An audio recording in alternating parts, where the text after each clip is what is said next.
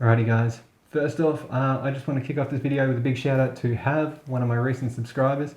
Thank you so much. I've been having a lot of issues focusing and he gave me some advice that it's really sorted me out. I'm going to shift gears a little bit today. Rather than running through the normal what's happening in manufacturing news, let's be honest, there's not a great deal happening in the lead up to Christmas. Not many new bikes get announced, especially following all the big motor shows. So instead, we're going to talk about some systems that we see on bikes and what they actually mean. And the first one today is going to be ABS or anti-lock braking systems. I guess the first little thing to cover off about ABS on bikes is that it doesn't actually decrease the bike's stopping distance, whether it has it or not. And there's a few little tricks and asterisks and caveats to that sentence there, which I will get into shortly.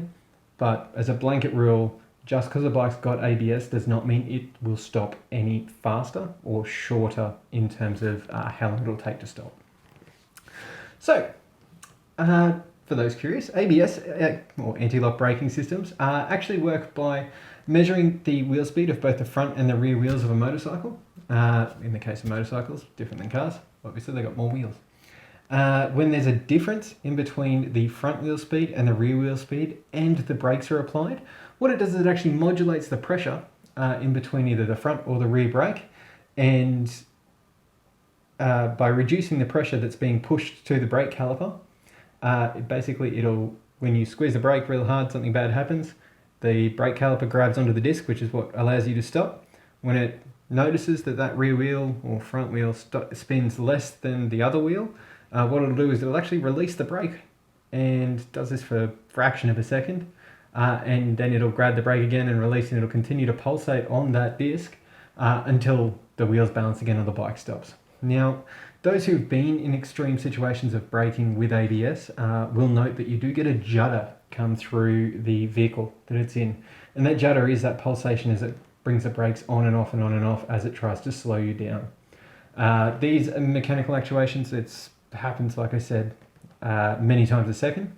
And it's all controlled by a unit that's generally it's towards the rear of the bike, because most of the ABS functionality happens on the rear tyre rather than the front. Main reason for that, of course, being when you brake hard, all the weight on the bike, if we're going this way and we brake hard, the bike pitches forward, puts more weight on the front wheel, which means it's less likely to slip. And the rear, with the weight being lifted off of it, has less traction, harder braking surface, and that's when it starts to drag and it all goes hairy from there. I should probably hit play on this little video that's up on my right here. That's from Vic Roads, and it's a bit of a why you should buy a bike with ABS.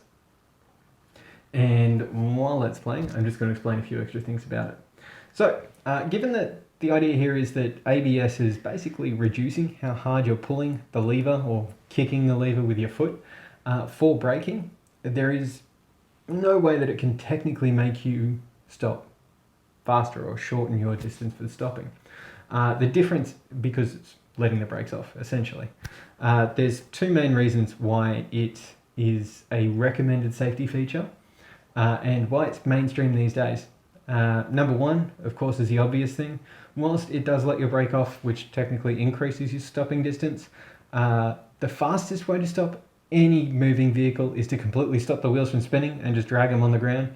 The issue in the case of motorcycles is that you have no balance in that case. So there are very few riders in the world who can lock up both the front and the rear wheels when shocked in an emergency situation. They weren't planning to do this, it's not a stunt. And keep balance on the bike and keep it moving, because good luck trying to keep that upright with two wheels that are just completely locked up. For that reason, inexperienced riders, and really 99% of people on bikes who have ABS fitted to their bike will be able to stop it faster than if they deactivate ABS. I should quickly mention all ABS systems, or most ABS systems on bike, come with a track mode. There's certain scenarios when you're out on the racetrack where you're going to want to be able to turn that off, because you do actually want the rear wheel to be able to step out and spin. You might want to be able to slide it into a corner a little bit, that sort of thing. And in those cases, ABS can sort of get you a little bit crossed up, which is less than ideal. So, second reason. I almost distracted myself then. The second reason why you want, or why bikes with ABS why ABS is a generally recommended safety feature, is that it gives you control.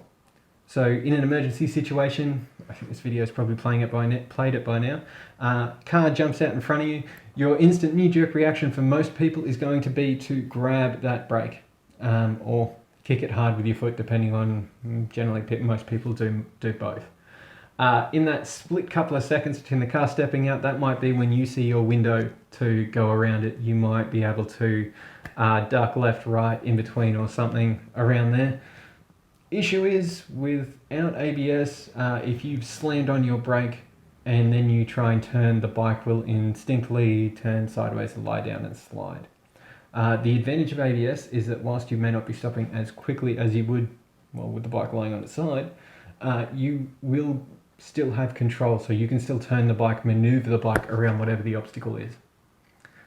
It obviously sounds here like I'm coming off as very much a hard, you need to get ABS kind of person. I personally now ride a bike without ABS. I've had many bikes with and without it. For me, it's like a helmet, really. You don't necessarily, well, some people do, but you don't necessarily wear one because you have to. You wear one because it only needs to save your life once. I've been in quite a few motorcycle accidents.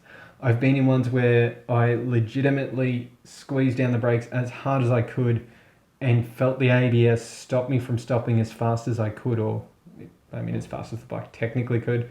But I watched the back tailgate of a car just get closer and closer and closer because I couldn't stop in time and plowed into it. And I've also had accidents where I've slammed on the brakes too hard and slid out and into things, which also were not much fun.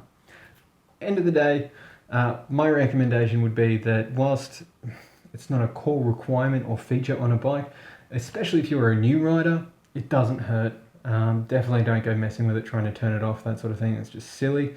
But yeah, it's like a helmet, like I said. It's only got to save you once, and it was well worth the money. I feel like I've just been rambling for like 10 minutes now, so I am going to call it at this one. If there's any questions you've got, or maybe there's a topic you want me to cover, drop it down below.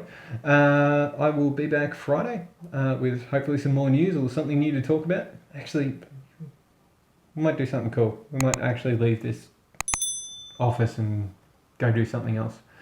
Make sure you hit the subscribe button, do all those things.